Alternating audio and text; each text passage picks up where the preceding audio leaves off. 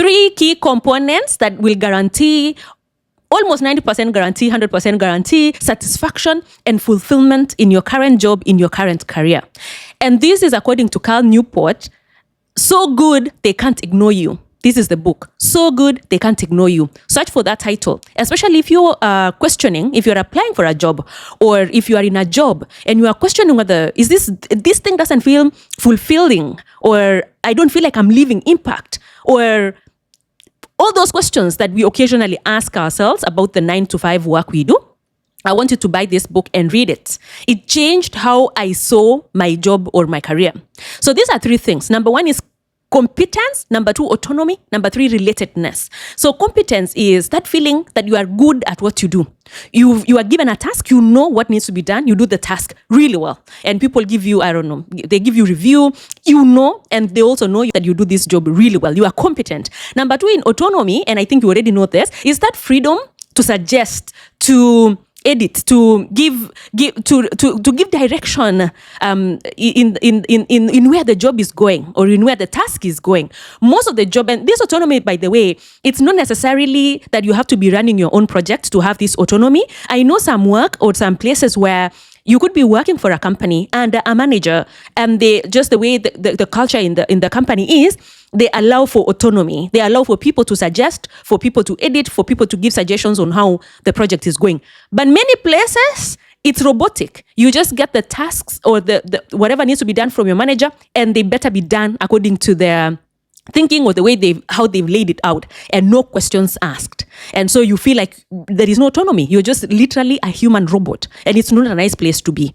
And so when that is lacking, you feel unfulfilled. Number 3, relatedness. And this, I think this is installed by God, by whoever higher being, in every human being. There is just that intrinsic need to be connected to human race. Intrinsic need to want to see and leave impact in a human being. And that's why you find people taking a break or quitting their jobs to go somewhere. Most of the time they go somewhere in Africa or in a developing country to just, give a bread to someone in a slum or a homeless kid.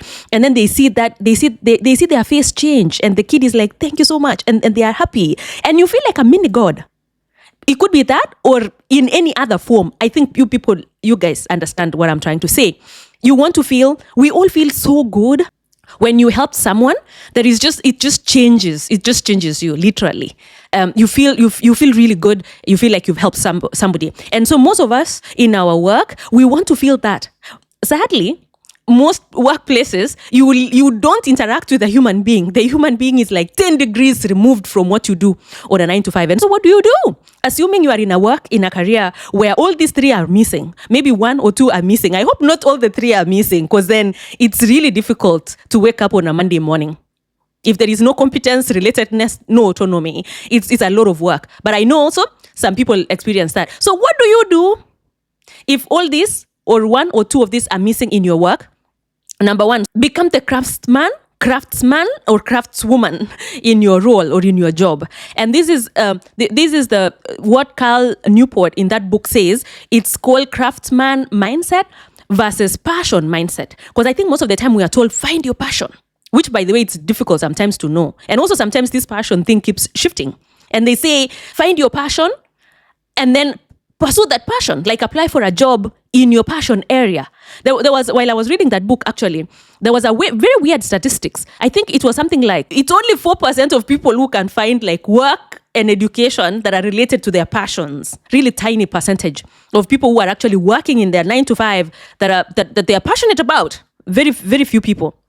So Cal Newport is asking or suggesting that instead of asking, what does this job do for me? Passion is asking, what am I passionate about this job? What does this job make me feel? Instead of asking that question, you ask, what value can I offer in this job? And in the process, what skills can I learn? And so that removes a lot of pressure, so that if you might not be very passionate about that job, but there is a value. That's why you are hired there. There is a value that you can give, even if you feel like you're not leaving a lot of impact, but there is a little value you can give, and you can focus on that value that you are giving. And then also in the process, you pick up some skills that then can help you in something else. Number 2 is building autonomy by accumulating what he calls career capital. And so what career capital means is that you work so hard, I don't know, do some evening classes, do some repetitions, learn, just get a lot of skills in your job that you can actually bargain. So story time. There is a friend of mine, he became a friend later, but when I was running a startup at some point, we were looking for someone to develop our app. And so I got to know this person. So this person is so knowledgeable in what they are doing. They are a software engineer, self-taught actually. They didn't even study that. So they were just passionate about coding and software.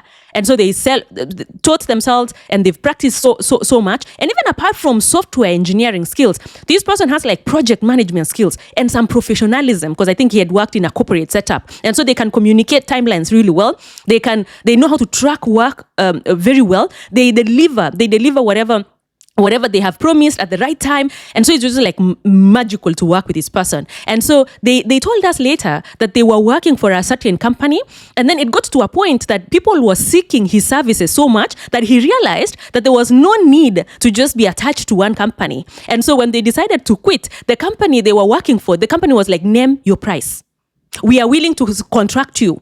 How many, just work whatever number of hours, and then just tell us how much you want per hour. And for the first moment, the person was like, wait a minute, I've actually been underselling myself. And so anyway, so the company was willing to bend the rules just to have the person in their circle, because the person was so professional and they knew what they were doing. So if you can just amass a lot of skills, improve yourself so much that whoever you are working for will be willing, that you can bargain. You can tell them, hey, I can't come in on Friday. Can I work from Monday to Thursday? And they'll be like, okay, if you're able to deliver this and this and this on Monday through Thursday, we are fine with that. So that is what you can do. Number 3, this is what I'm learning late. I think when I finished after my school, I literally just wanted to work for a company or in a place where I just feel these 3 things. I realized very quickly that most places, and also you can't have this autonomy, relatedness, competence Monday through Friday, every day of the week throughout the year. Sometimes it's just like, sometimes one is missing etc. It's out of balance. Sometimes it's all of them missing etc. But then your stomach needs to be fed. So this is number 3 point. Your 9 to 5 doesn't have to feed your mind, your soul, and your stomach. You're giving your 9 to 5 job so much pressure. Someone was giving an analogy that it's like you are expecting your partner, your boyfriend, to provide what your dad was supposed to provide what your brother is supposed to provide emotional support that your friends are supposed to provide. It's just literally your God, and it's too much for one person. So your 9 to 5 doesn't have to be everything.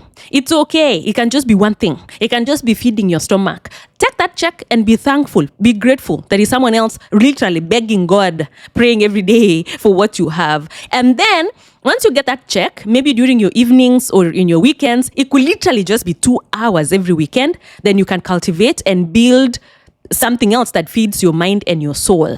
It could be a blog, I don't know, whatever your passion is. It could be a YouTube project. You can just invest 2 hours every week. And then consistently, per week, per month even, as long as it's consistent and as long as it's something you're passionate about. Because people can see your passion, can feel your passion. And before you know it, you feel balanced, because then you feel